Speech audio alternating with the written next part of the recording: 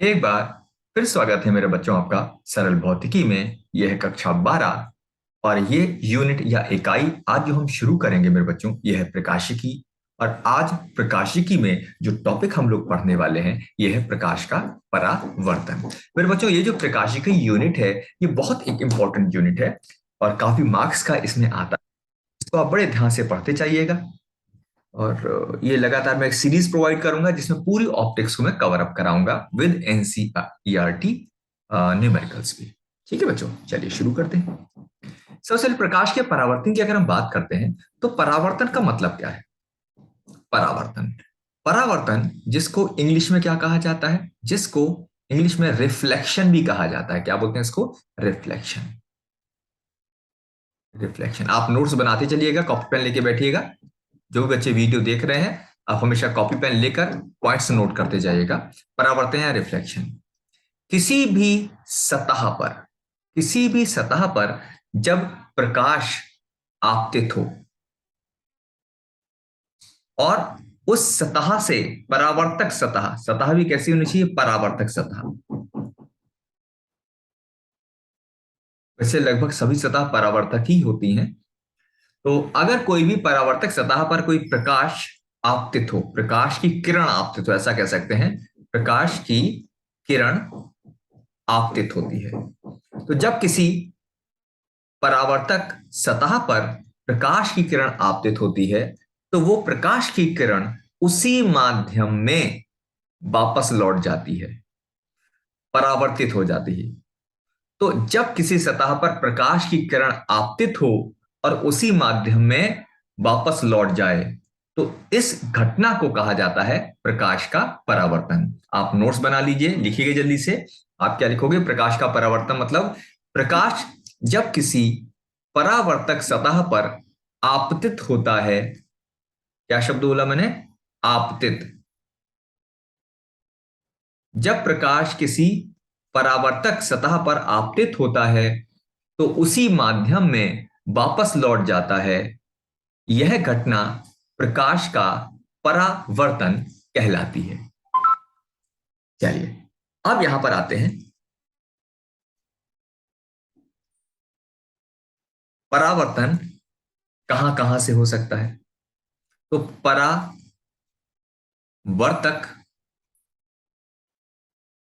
सतह। पर बच्चों, परावर्तक सतह कैसी कैसी हो सकती हैं? तो परावर्तक सतह को हम तीन हिस्सों में बांट सकते हैं, यानी जिनसे परावर्तन होगा वो सतह दिखने में कैसी हो सकती है।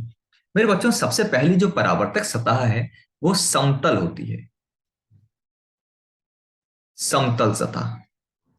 समतल सतह क्या है? अभी आप जो फोन पर या लैपटॉप पर या स्क्रीन पर जो पढ़ रहे हो तो उससे भी परावर्तन होता है प्रकाश का। तो वो जो सतह आपके सामने है, चाहे वो आपके फोन की स्क्रीन है या लैपटॉप की स्क्रीन है, ये सतह कैसी है? समतल सतह है। तो परावर्तन किससे हो रहा है? समतल सतह से।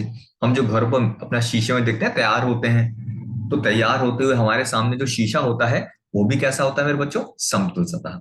ठीक है, तो एक कैसी सतह होगी परावर्तन के लिए? एक सतह होगी समतल। यहां जो ये इस तरह की जो लाइनें खींच दी जाती हैं इसका मतलब होता है परावर्तक पृष्ठ। ठीक है। अच्छा, दूसरी सतह होती है, दूसरी होती है अवतल सतह। अवतल सतह।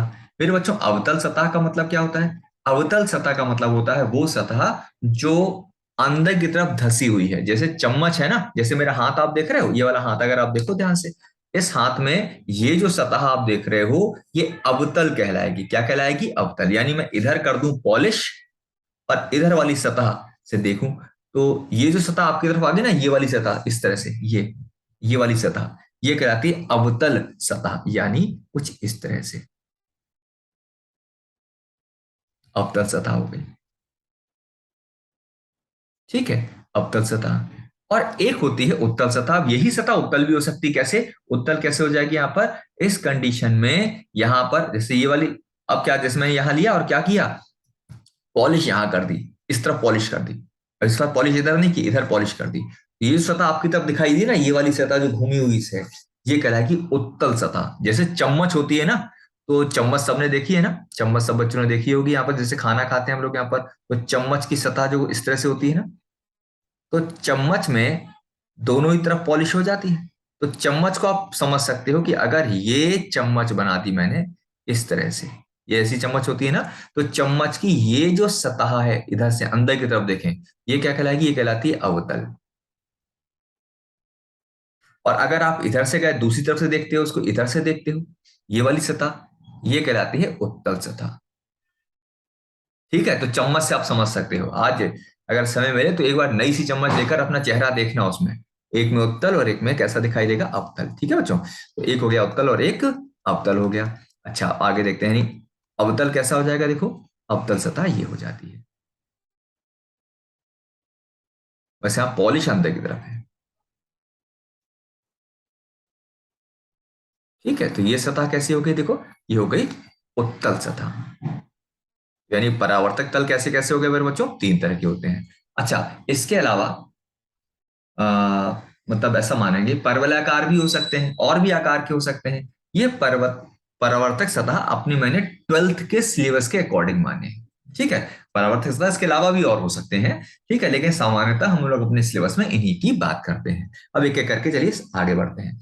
अब सबसे पहले परावर्तन को समझने के लिए हमें सीखना पड़ेगा क्या? हमें सीखना पड़ेगा पड़ेगा परावर्तन के नियम। तो जल्दी से कॉपी पे लिखने के लिए तैयार हो जाइए मेरे बच्चों। परावर्तन के नियम क्या चीज होती है? देखो, परावर्तन के नियम। परावर्तन के नियम की अगर बात करें तो परावर्तन का नियम क्या होता है? अगर मेरे पास कोई समतल सतह है, ऐसी सतह है, समतल परावर्तक सतह, समतल परावर्तक सतह, ये जो सतह मैंने बना दी है कौन सी सतह है मेरे बच्चों? ये है समतल परावर्तक सतह, समतल या परावर्तक सतह ही कह सकते हैं इसको, क्योंकि ये नियम सबके लिए वैलिड होता है। और इस समतल सतह पर क्या हुआ मेरे बच्चों? एक प्रकाश की किरण आपतित होती है। तो मान लो ये वाली किरण, तो इसको बोलते हैं आपतित किरण, आपतित किरण। और ये जो आप देख रहे हो, इस जिस बिंदु, ये क्या होगा? ये जो बिंदु आप देख रहे हो, कौन सा बिंदु? देखो, ये वाला जो बिंदु है, ये वाला जो बिंदु है, इसको बोलते हैं आपतन बिंदु। ग्रीन कलर का जो बिंदु बना दिया, इसको बोलते हैं आपतन बिंदु। आपतन बिंदु, ये आपतन बिंदु हो गया।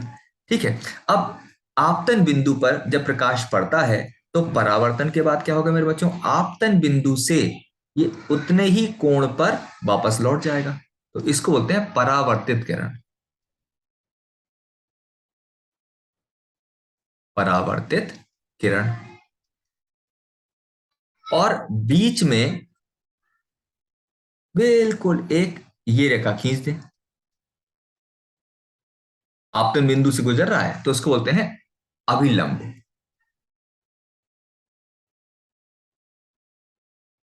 इसे क्या बोलेंगे हम लोग यहाँ पर? अभिलंब बोलते हैं।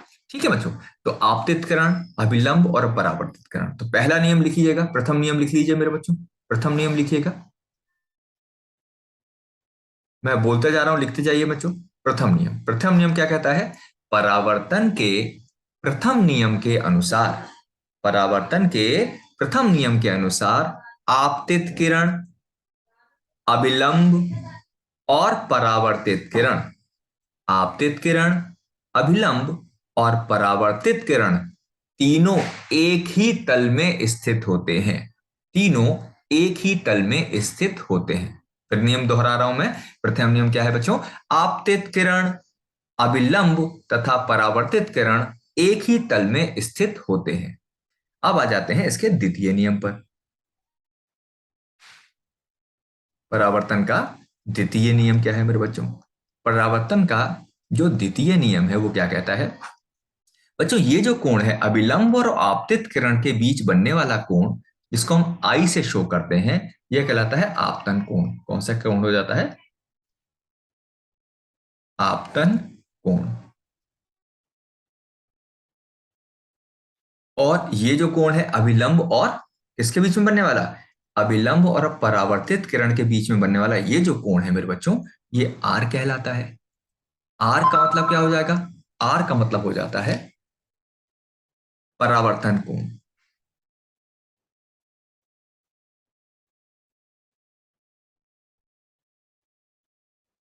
परावर्तन कोण। ठीक, एक हो गया अपने पास आपतन कोण और दूसरा क्या हो जाएगा, परावर्तन कोण। तो आपतन कोण और ये कौन सा हो गया, देखो ये तो हो गया परावर्तन कोण। तो परावर्तन का द्वितीय नियम, दूसरा नियम कहता है कि आपतन कोण का मान और परावर्तन कोण का मान ये दोनों समान होते हैं। कहने का मतलब क्या है कि जैसे मान लीजिए ये कोई एक परावर्तक सतह हो गई, ये कोई सतह मान लेते हैं, ठीक है। और इस पर क्या हो गया, इस पर एक प्रकाश की किरण आपतित हुई, जैसे इस तरह से ये प्रकाश किरण आपतित हुई। और कितना कोण बनाया इसने, इसने कोण बनाया 30 डिग्री मान लेते हैं जी। तो आपसे पूछा जाएगा कि भाई ये जो परावर्तित किरण चली गई, ये वाला कोण थीटा का मान कितना होगा। तो मेरे बच्चों अगर ये आपतन कोण का मान 30 डिग्री आया, तो जो परावर्तन कोण जिसको हम थीटा लिख रहे हैं, जिसको हम आर भी लिख सकते थे, थीटा कोण का मान कितना होगा, क्योंकि आपतन कोण और परावर्तन कोण बराबर होते हैं, तो थीटा का मान भी हो जाएगा 30 डिग्री। ये हो गया बचा परावर्तन का नियम या परावर्तन के नियम। चलिए अब हम सीखेंगे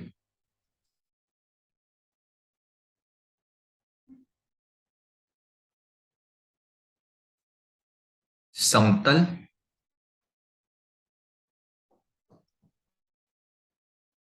बहुत बेसिक चीज बताएंगे यहां पर, समतल दर्पण से परावर्तन। समतल दर्पण से मेरे बच्चों, समतल दर्पण जैसे घरों में जो यूज करते हैं वो अक्सर समतल दर्पण ही होता है। तो समतल दर्पण से परावर्तन, मेरे बच्चों समतल दर्पण से जो परावर्तन है ये बहुत आसानी से आप समझ सकते हो। बेसिक से पॉइंट समझना है, बहुत टाइम इसमें ज्यादा वेस्ट नहीं करेंगे, बिल्कुल बेसिक बात। समतल दर्पण से परावर्तन की एक बात बिल्कुल ध्यान रखनी है कि अगर समतल दर्पण के सामने एक्स दूरी पर कोई वस्तु रखी है, ये क्या है, वस्तु है, कितनी दूरी पर रखी है समतल दर्पण से, एक्स दूरी पर रखी है। तो जो वस्तु का बच्चों प्रतिबिंब होता है वो आभासी बनता है। कैसा बनता है,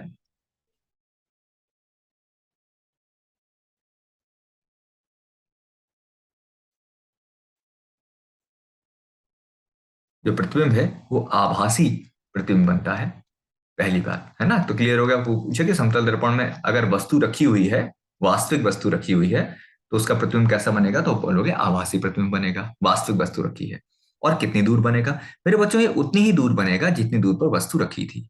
यानी अगर आप किसी भी दर्पण से मान लेते हैं 10 या 20 सेंटीमीटर पर कोई वस्तु रख दो, तो इसका प्रतिबिंब कहां बनेगा, इसका प्रतिबिंब 20 सेंटीमीटर पीछे, यानी ये डिस्टेंस भी कितनी होगी मेरे बच्चों, 20 सेंटीमीटर होगी। तो पहला कॉन्सेप्ट तो ये याद रखना है, आभासी और उतनी दूर पर बनेगी जितने सामने प्रतिबिंब रखा है। अच्छा, दूसरी बात याद रखना है मेरे बच्चों कि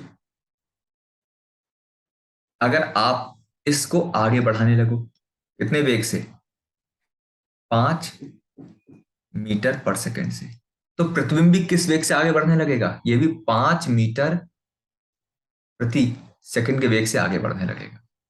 ठीक, तो ये भी ध्यान रखना है कि अगर वस्तु दर्पण की तरफ 5 मीटर प्रति सेकंड की चाल से चल रही है, तो उसका प्रतिबिंब भी दर्पण की तरफ 5 मीटर प्रति सेकंड की चाल से ही चलेगा।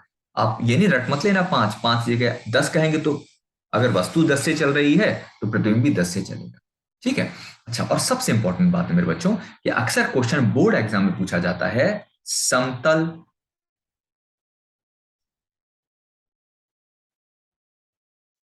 दर्पण, ये जीएस का भी क्वेश्चन है, बहुत जगह पूछा जाता है कि फोकस दूरी।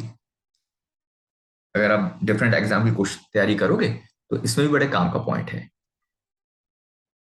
फोकस दूरी। तो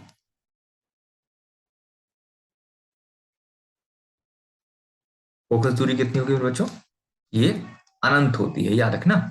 समतल दर्पण की फोकस दूरी कोई पूछे कितनी होती है, कभी बोर्ड में क्वेश्चन लिखने का है कि समतल दर्पण की फोकस दूरी कितनी है, तो मेरे बच्चों उसका उत्तर क्या हो जाएगा, उसका उत्तर हो जाएगा अनंत होती है। ठीक है बच्चों, चलो अब इसके बाद आगे बढ़ते हैं। समतल दर्पण के बाद अब आते हैं हम लोग यहाँ पर वक्र सतह। वक्र सतह, मेरे बच्चों वक्र सतह में उत्तल और अवतल दोनों आ जाएंगे, तो जरा इसको समझ लेते हैं। यहां पर जैसे मान लीजिए मेरे पास एक गोला है, इस कांच का गोला मान लेते हैं, ठीक है बच्चों। और कांच के गोले में क्या किया जाए, कांच के गोले में एक छोटा सा हिस्सा कट कर लिया जाए। जैसे मान लीजिए ये हिस्सा ले लिया मैंने, अब इतना हिस्सा कट कर लेना है, ठीक है। अब ये हिस्सा कट करने के बाद क्या किया, ये हिस्सा कट करने के बाद मैं इसमें इस तरफ से पॉलिश कर दूं, इस तरफ मैंने पॉलिश कर दी, तो ये क्या बन गया मालूम है, ये बन जाएगा कौन सा दर्पण बन गया, ये बन गया अवतल दर्पण।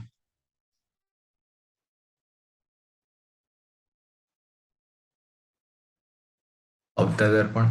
अच्छा, वहीं अगर मैं इसको दोहरा देता हूं, मैं फिर से कहता हूं भाई ऐसा है, मेरे पास फिर से एक गोला है,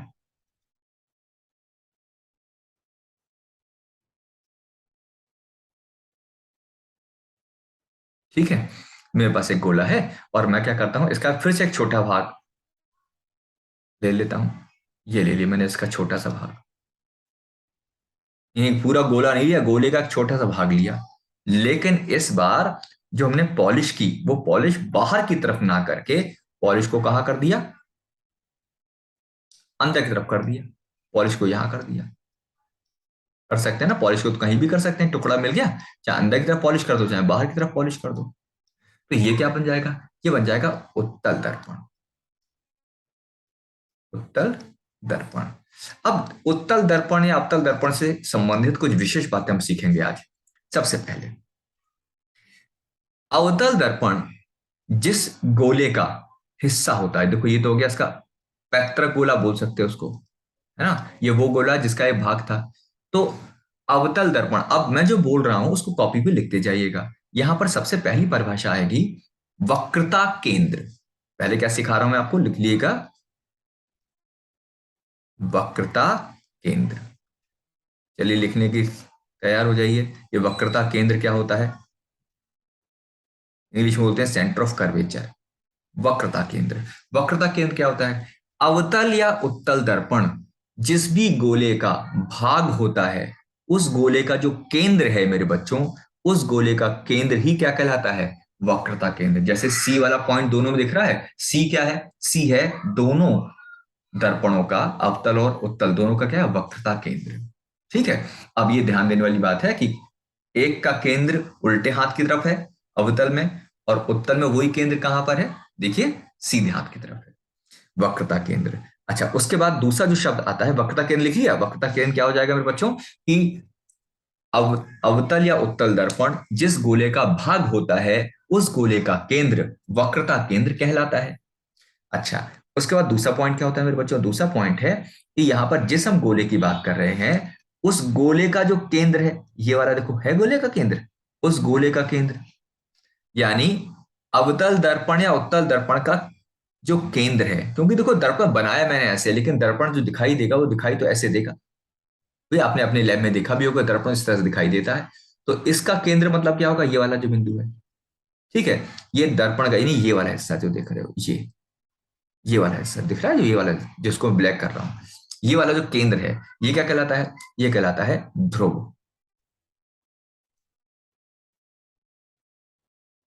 क्या कहलाएगा मेरे बच्चों, ये कहलाता है ध्रुव कहलाता है। तो आप क्या लिख सकते हो, ध्रुव मतलब क्या लिख दोगे, इसको इंग्लिश में पोल भी कहा जाता है, ध्रुव या पोल। तो अवतल दर्पण या उत्तल दर्पण का जो केंद्र होता है, ध्यान सुनिएगा, अवतल दर्पण या उत्तल दर्पण का केंद्र ध्रुव कहलाता है। अब तीसरी जो बात हम लिखेंगे, वो लिखेंगे वक्रता त्रिज्या। वक्रता त्रिज्या। अब ये वक्रता त्रिज्या क्या होती है, इसको समझ लीजिए मेरे बच्चों। वक्रता त्रिज्या की अगर बात करें, तो ये पोल हो गया, देखो पोल यानी ध्रुव, और वक्रता। यदि पोल को वक्रता केंद्र से मिला दिया जाए, यदि पोल को वक्रता केंद्र से मिला दिया जाए, तो पोल से यानी ध्रुव से वक्रता केंद्र तक की दूरी किसी दर्पण में पोल से यानी ध्रुव से वक्रता केंद्र तक की दूरी क्या कहलाती है, वक्रता केंद्र तक की दूरी वक्रता त्रिज्या कहलाती है। ठीक है, तो तीनों बात समझ आ गई। यहाँ पर ये वक्रता की तीनों परिभाषा हो गई। अब आते हैं नेक्स्ट पॉइंट, मुख्य फोकस।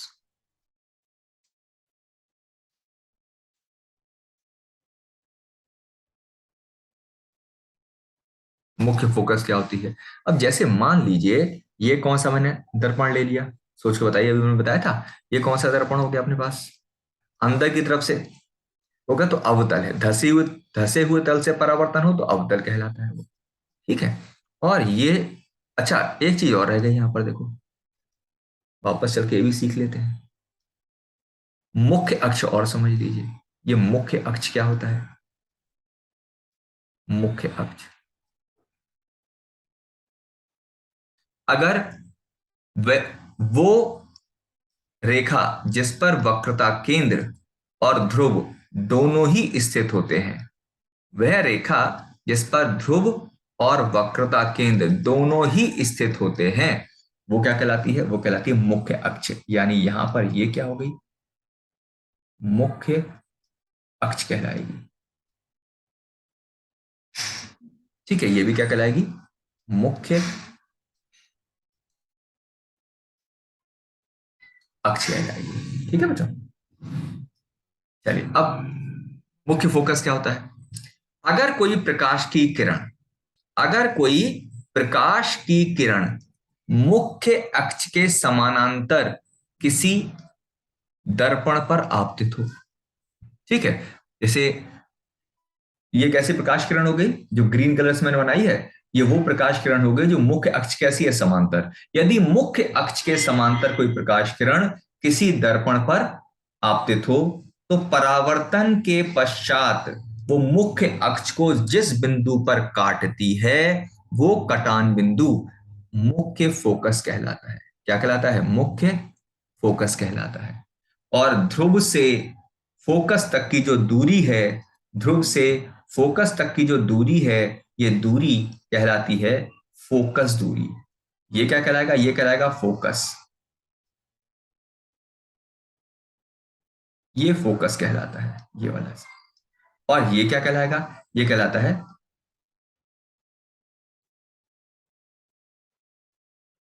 फोकस दूरी। ठीक है, ऐसे ही हम दूसरे दर्पण के लिए भी कह सकते हैं। देखो दूसरे दर्पण के लिए इसको यूज करते हैं। अब मान लीजिए दर्पण इस तरह से हो, इसका मुख्य फोकस कहां पर होगा? देखिएगा जरा, इसका मुख्य फोकस बनाते हैं। उत्तल हो गया। देखो उत्तल दर्पण में मुख्य फोकस कैसे, परिभाषा मेरे बच्चों वही होगी इसकी भी, कि जब कोई प्रकाश किरण मुख्य अक्ष के समानांतर चलेगी, तो ये बना देते हैं, इसकी मुख्य अक्ष बना लेते हैं। ठीक है, ये मुख्य अक्ष हो गया यहाँ पर। अब मुख्य अक्ष के बाद क्या होगा? प्रकाश की किरण लेके जाते हैं। अब परावर्तन होगा। परावर्तन के पश्चात क्या होगा? ये परावर्तन के पास इस तरह से निकल जाएगी। अब ये मुख्य अक्ष को कहाँ काटेगी, ये जानने के लिए इसको थोड़ा पीछे हटाना पड़ेगा। तो देखो इसने मुख्य अक्ष को कहाँ काटा? इसने मुख्य अक्ष को इस बिंदु पर काटा। तो ये जो बिंदु आप देख रहे हो, ये कहलाएगा फोकस। ये क्या हो जाएगा? यानी ये कौन सी किरण देखो, ये हुई आपतित। आपतित भी कौन सी वाली? वो आपतित किरण जो मुख्य अक्ष के ऐसी है, बताओ तो जरा। मुख्य अक्ष के समानांतर है। और ये कौन सी है? परावर्तित किरण। कौन सी? परावर्तित। और परावर्तित किरण मुख्य अक्ष को जिस बिंदु पर काटती है, वो क्या कहलाता है? फोकस कहलाता है।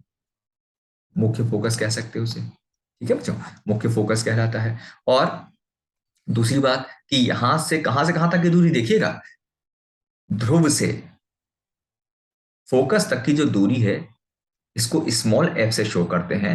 और ये क्या कहलाता है? ये कहलाता है फोकस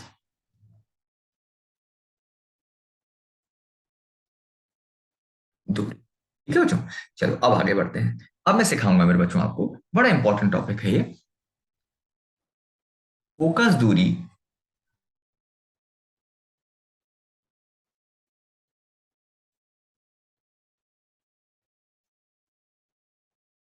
तथा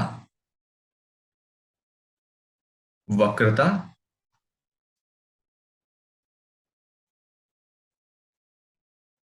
त्रिज्या में संबंध।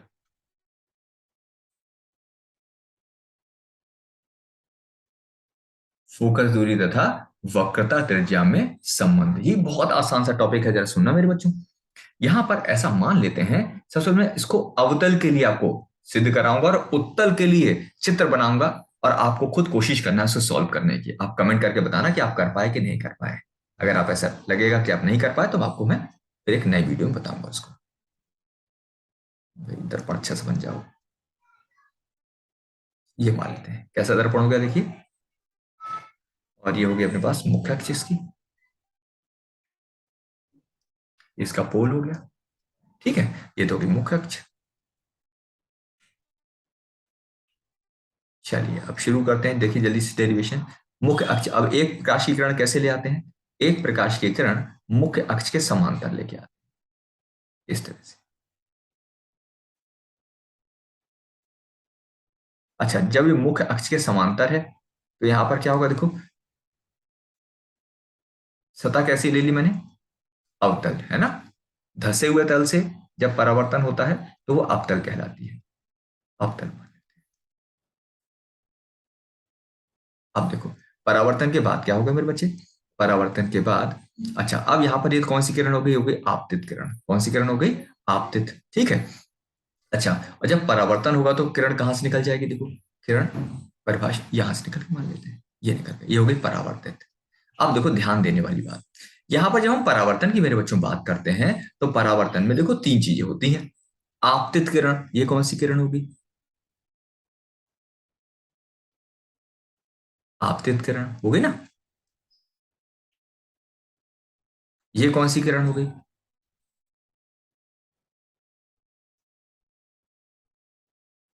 परावर्तित किरण। ठीक, अब चाहिए हमें अभिलंब। तो ये तो हो गया वो बिंदु जहां पर आपतन हुआ। और अभिलंब, अच्छा वक्र सतह पर अभिलंब का मतलब पता क्या होता है? आप जो वक्रता केंद्र है, अगर वक्रता केंद्र को आपतन बिंदु से मिला दोगे, ये केवल वक्र सतह के लिए है, अवतल या अवतल के लिए। तो अगर आप वक्रता केंद्र को, सी लिखा वक्रता केंद्र, और एम क्या है? आपतन बिंदु। तो वक्रता केंद्र और आपतन बिंदु को मिलाने वाली जो रेखा है वो अभिलंब होती है। ठीक है। अच्छा, ये कोण कितना है? यही मान ये कोण हो गया अपने पास आई। तो परावर्तन के नियम से ये वाला कोण कितना हो जाएगा? बोले यार ये वैसे होना तो आर चाहिए, लेकिन परावर्तन के नियम से आर भी किसके बराबर होगा? आई के बराबर। ठीक है बच्चों, ये कौन सा बिंदु है? फोकस, बोले ये वाला फोकस, ये बिंदु देखो फोकस हो गया, ये बिंदु फोकस होगा। अच्छा, और साथ में ये जो कोण आप देख रहे हो ये वाला, इसको कह देते हैं थीटा। क्या बोल देते हैं? थीटा। ठीक। अब ध्यान से देखो, यहां पर इस त्रिभुज में अगर आप ध्यान से देखें, क्या नाम रख दें इसका? नाम रख दें इसको ए कह दें। ठीक है। तो अब यहां पर अगर आप ध्यान से देखो, देखो दो समांतर रेखाएं हो गई, देखो ए एम, और एक रेखा ये चली आ रही है एफ। देखा? ऐसे ही दिख रहा है ना। देखो ध्यान से, ये जो पूरा कोण है इसमें दो कोण आ गए, आई भी है और आर जो आई के बराबर है। तो कुल जो ये वाला कोण है ना, पूरा कोण कितना होगा? ये वाला पूरा कोण, तो इसमें ये वाला कोण हो जाएगा आई और प्लस आई, मतलब 2i। हुआ कि नहीं हुआ? और ये वाला जो कोण है ये कितना है? थीटा। अब यहां पर देखो कैसे कोण हो जाएगा, एकांतर कोण हो गए दोनों। तो एकांतर कोण के प्रमेय से थीटा किसके बराबर हो जाएगा? थीटा हो गया 2i के बराबर। हो गया, देखो थीटा किसके बराबर हो गया? थीटा अपने पास हो गया 2i के बराबर। अब थीटा बराबर हो गया 2i। अच्छा, परंतु कोण बराबर पता क्या होता है? कोण बराबर होता है चाप बटे त्रिज्या। इस बड़ा छोटा सा सूत्र है बच्चों। अब अगर किसी बच्चे को चाप नहीं आया है तो वो समझ लेते हैं चाप क्या होता है। जैसे मान लो मेरे बच्चों ये हो गया कोण, ठीक है, और ये कोण थीटा हो गया। तो ए से बी तक की ये जो दूरी है ना, कर्व सी दूरी, ये वाली दूरी, ये दूरी, ये दूरी, ये चाप कहलाती है।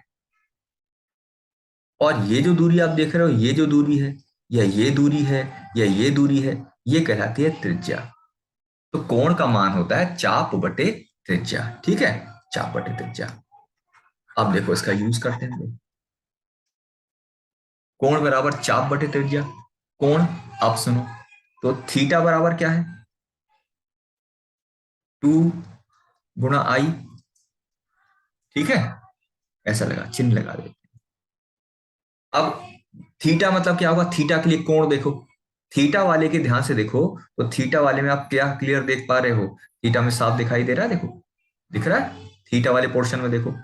इसमें क्या है, इस स्थिति में आप ध्यान से देखोगे क्या मिलेगा, देखो कोण बराबर क्या हो जाएगा, चाप कितना हो गया एमपी, और बटे त्रिज्या कितनी हो जाएगी ईएफ 2। और एंगल आई की बात करोगे तो एंगल आई देखो, ये वाला एंगल भी आई होगा, होगा कि नहीं होगा, देखो ये वाला एंगल क्या हो जाएगा आई। तो इस वाले कोण की बात करें, ध्यान से मैं शब्द बोल रहा हूं, देखना ध्यान देना, किसकी बात हो रही है, एम सी पी, ध्यान से देखना, किसकी बात हो रही है, ध्यान से देख लो, एम सी पी, देखा, एम सी पी। तो इस वाली कंडीशन में देखो, एम सी पी में ध्यान से देखोगे तो ये हो गया चाप और ये हो गई त्रिज्या। इस कोण आई के लिए ये हो गया चाप एमपी और ये हो गई त्रिज्या। तो कितना हो जाएगा, देखो ये अपने पास आ जाएगा कोण आई यानी एमपी, चाप तो समान रहा लेकिन त्रिज्या हो जाएगी पी सी। अच्छा, एमपी से एमपी क्या कर सकते हैं, देखो एमपी से एमपी तो काट सकते हैं, तो बचा 1 बटे, अब ये दूरी कितनी है यहां से यहां तक, ये दूरी है एफ के बराबर, बोली ये दूरी कितनी है केंद्र तक, बोली ये आर के बराबर है, तो 1/f बराबर 2/r। तो f किसके बराबर हो गया, r/2। यानी हमने क्या सीखा, फोकस दूरी और वक्रता त्रिज्या में क्या संबंध आया मेरे बच्चों, फोकस दूरी और वक्रता त्रिज्या में संबंध आया कि फोकस दूरी बराबर होती है वक्रता त्रिज्या बटे 2।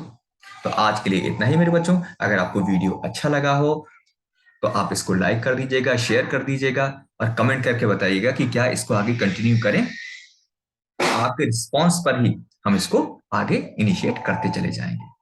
धन्यवाद मेरे बच्चों।